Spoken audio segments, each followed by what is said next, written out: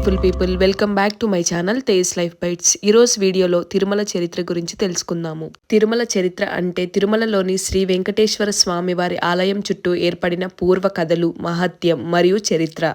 ఇది ఆంధ్రప్రదేశ్లోని ప్రముఖ పుణ్యక్షేత్రం.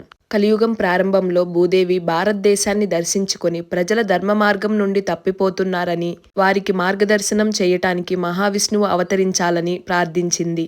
దాంతో శ్రీ మహావిష్ణువు శ్రీ వెంకటేశ్వర స్వామి రూపంలో భూలోకానికి వచ్చారని చెబుతారు.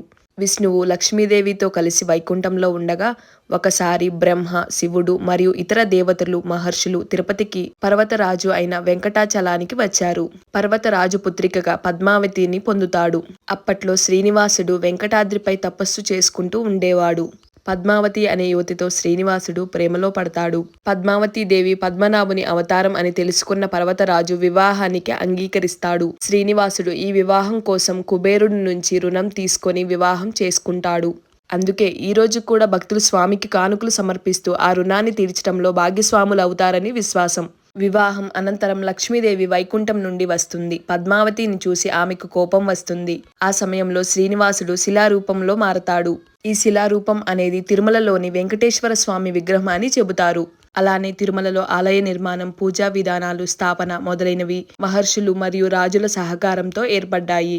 అలానే కృష్ణదేవరాయలు వంటి విజయనగర సామ్రాజ్యపు రాజులు తిరుమల ఆలయానికి విరాళాలు ఇచ్చి మరింత ప్రాముఖ్యత పొందేలా చేశారు. తిరుపతి తిరుమల మహత్యం. ఈ స్థలానికి భూలోక వైకుంఠం అని పేరు ఉంది.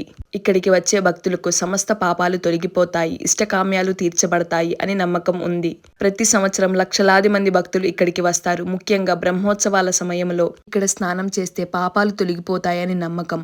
అలానే వెంకటేశ్వర స్వామిని దర్శించడానికి ముందు వరాహ స్వామిని దర్శనం చేయాలి. శ్రీవారి మెట్లు ద్వారా కొండెక్కితే పుణ్యఫలం అపారంగా ఉంటుందని నమ్మకం.